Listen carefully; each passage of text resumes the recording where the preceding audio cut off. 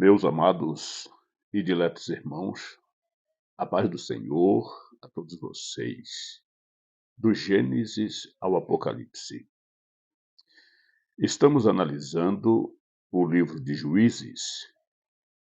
No conteúdo anterior, nós havíamos falado sobre o libertador de Israel, Otiniel, que libertou Israel dos seus inimigos. Neste conteúdo estaremos, portanto, analisando o segundo libertador de Israel. Peço que você deixe o seu comentário, não deixe de compartilhar, dá um joia e nos motive a continuar reproduzindo conteúdos como este para abençoar a sua vida. Estaremos analisando o segundo libertador de Israel, chamado Eude. É importante que se diga que, no período dos juízes, o povo de Israel esqueceu-se do Senhor. Chegou um ponto que eles não sabiam discernir a mão direita da esquerda. A Bíblia diz que eles não conheciam o Senhor, o tanto que se afastaram de Deus. Mas é importante dizer também que, mesmo os israelitas vivendo uma apostasia total em seu território, o regime religioso que predominava era a teocracia divina, isto é, o governo de Deus, a soberania de Deus sobre o povo. E por isso, pela misericórdia de Jeová, não deixou que os inimigos destruíssem Israel, mas permitia e até Deus entregava Israel aos inimigos, conforme iremos ver aqui no governo de Eude, que Deus entregou Israel aos moabitas, ao rei de Moabe, como uma forma de disciplinar Israel. Então a teocracia divina predominava entre os filhos de Jacó, justamente pela misericórdia do Senhor e pelos pactos feitos com Abraão, Isaque e Jacó. Até porque a Bíblia Sagrada, ela nos dá o testemunho da pretensão de Deus, do plano de Deus para a salvação da humanidade. E a Bíblia foi reproduzida ao longo dos séculos com este objetivo: a intervenção divina na terra para estabelecer um plano de salvação para o homem, que pudessem ter os seus pecados perdoados por meio do semente da mulher, isto é, o Cordeiro de Deus, Jesus Cristo. E sem Jesus Cristo não adianta, nem judeu, nem grego, nem gentil, ninguém poderá ver a face de Deus. Muito bem, 1406 a mais ou menos 1316 antes de Jesus Cristo. Convido você a abrir a sua Bíblia no livro de Juízes, no capítulo de número 3, versículos 12 ao 30. Estaremos analisando aqui alguns fatores como o pecado de Israel, a servidão de Israel, a súplica de Israel e, finalmente, por um ato de misericórdia e bondade de Deus, a salvação de Israel. O segundo fator que observaremos aqui, portanto, é justamente a forma em que Deus trata com os israelitas por saírem da sua presença. O que não é diferente dos tempos de hoje da igreja na terra. Deus não abandona os seus filhos porque transgrediu a sua palavra. Tem muitos pregadores por aí que já condenam o indivíduo ao inferno diretamente, como se ele fosse o dono do cristianismo. E quantos formadores de opinião que nós temos na nossa sociedade, porque o cara se torna um arqueólogo, se torna aí um ólogo da vida, se acha no direito de opinar em relação ao evangelho, determinando quem é salvo, quem está perdido. É uma loucura. Agora, Deus, evidentemente, ele pune, ele castiga os filhos. Deus não tem compromisso com bastardos, mas com o filho, ele executa a punição, pois o filho pertence a Deus. E qual é o pai que não pune o filho? Todo pai tem o direito sobre o filho, enquanto este estiver na tutela do seu pai. E é assim que Deus age conosco. Então pare de estar julgando as pessoas, condenando as pessoas e jogando no seu inferno que você fabricou. Porque a relação do cristão com Deus é uma relação individual. A doutrina da salvação é algo muito, muito profundo mesmo. E só sabe defini-la quem de fato sente, quem é salvo, quem tem um contato pessoal com Jesus Cristo. Pois bem, em primeiro lugar, nós temos o pecado de Israel. Confira comigo, no versículo 12, a Bíblia diz que os israelitas fazem o que é mal perante os olhos do Senhor, diante do Senhor. A ousadia era tamanha que eles não respeitavam nem mesmo o tabernáculo instalado em Siló. Se entregaram mesmo ao paganismo, às práticas ilícitas das religiões pagãs. E o versículo de número 12, a Bíblia diz o seguinte: mais uma vez os israelitas fizeram o que o Senhor reprova. E por isso o Senhor deu a Eglon, rei de Moabe, poder sobre Israel. Olha, embora Eglon não conhecia o Senhor, Deus entregou a ele.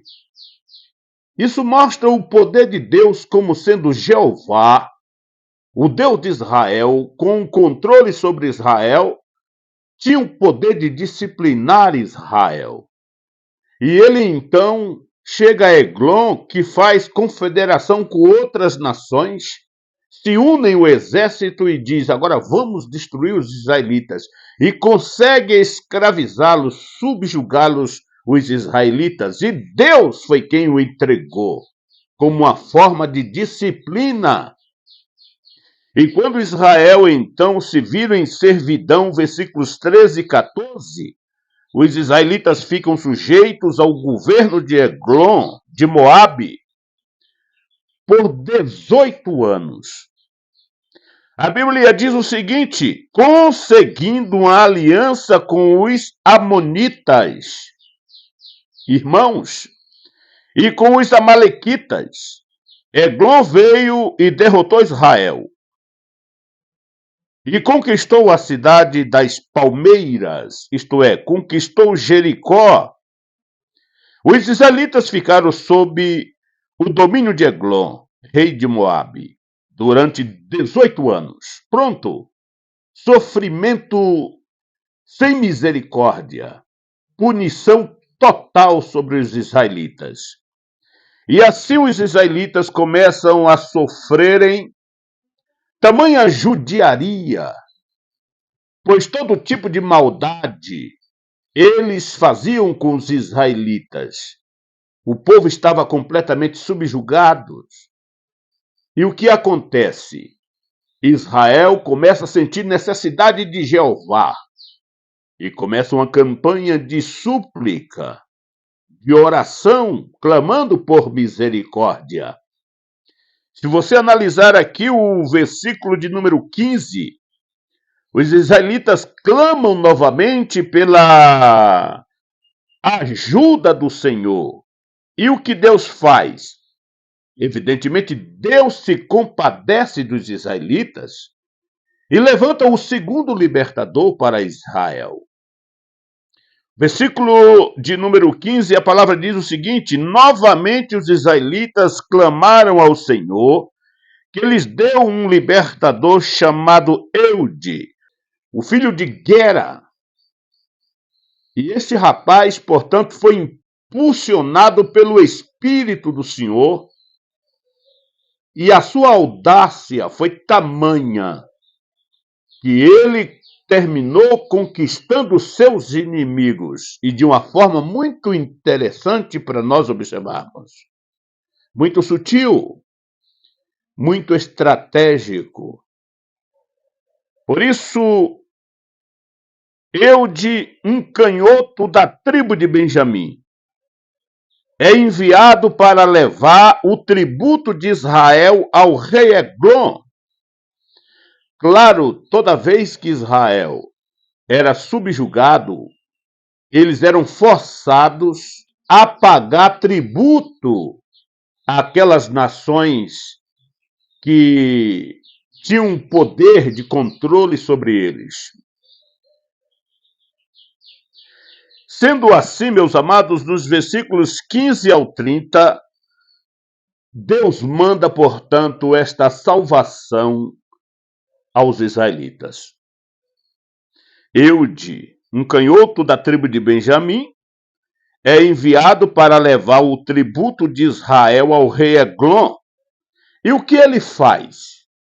Ele, a princípio, ele elabora uma trama, pois não era fácil entrar em um país hostil, não era fácil controlar um sistema poderoso que subjugava sem misericórdia um povo fraco, um povo que perderam a arte da guerra.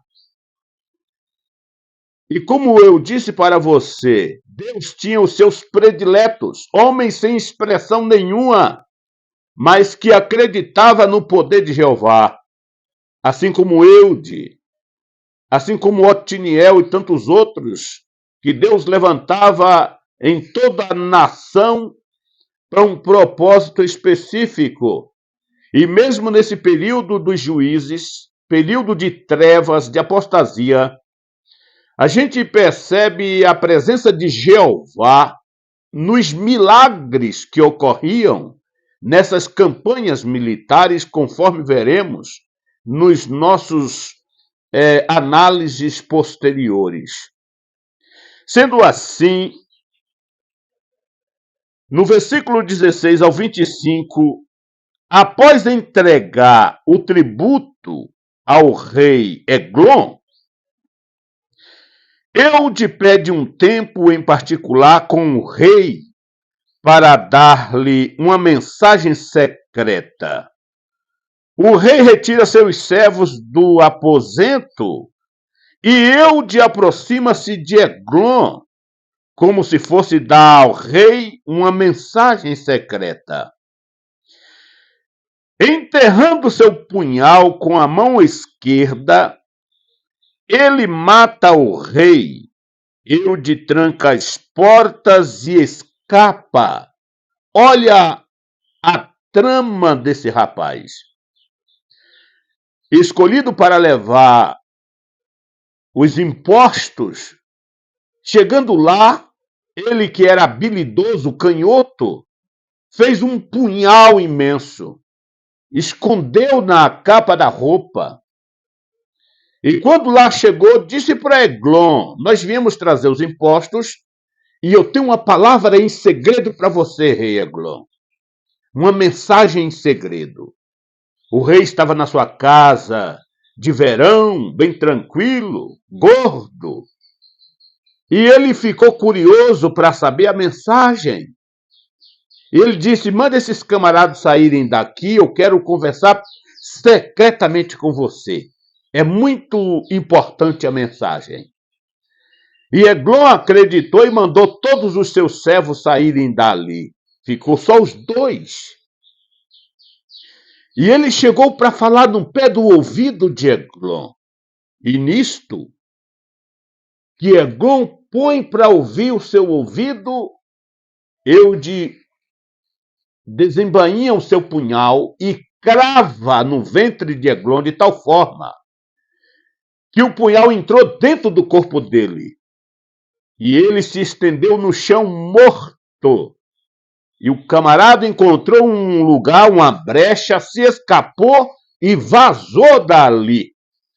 E agora ele se encontrou novamente na certeza de que Jeová havia entregado Eglon e o seu povo aos israelitas. O que a Bíblia nos diz que Eude imediatamente começou a tocar as trombetas com o sonido de convocação para a guerra. E na certeza de que Israel estava praticamente buscando a sua liberdade, após entregar o tributo ao rei, Eglon toca suas trombetas, versículos 26 e o 27. Após escapar, Eude ecoa um tom de guerra e reúne um exército para a batalha. E a batalha começou e sangrenta e com muito sucesso. Por quê?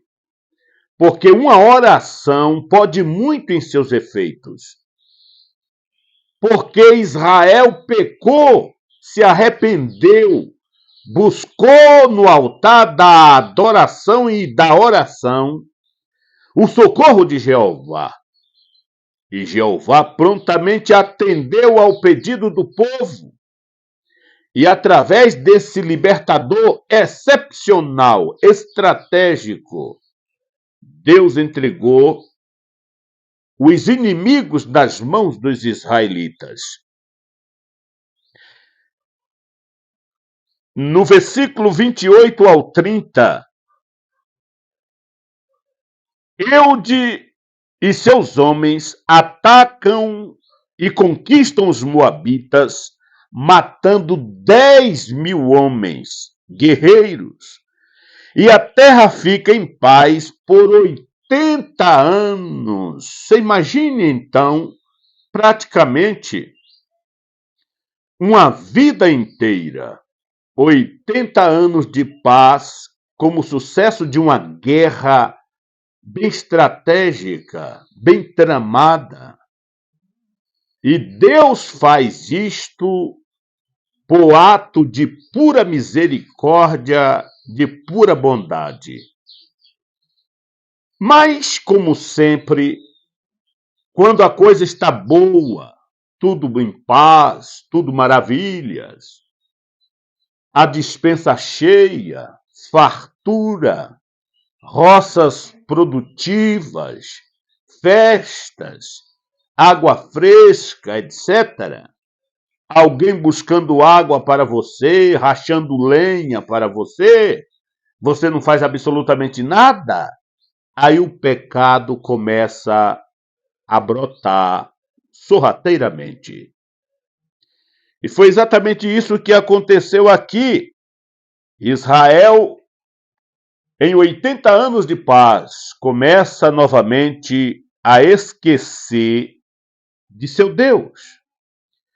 E a Bíblia, em uma apenas referência bíblica, cita o terceiro libertador de Israel, que foi Sangar.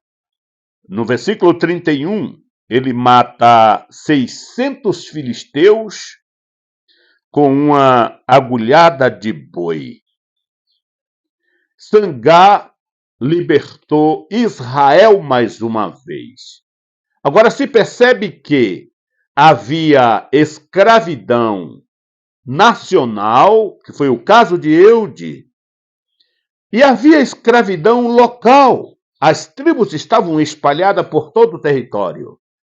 E de repente estava acontecendo um conflito lá no norte de Israel, enquanto no sul a paz reinava. Então havia conflitos regionais, havia servidão regional e também de cunho nacional.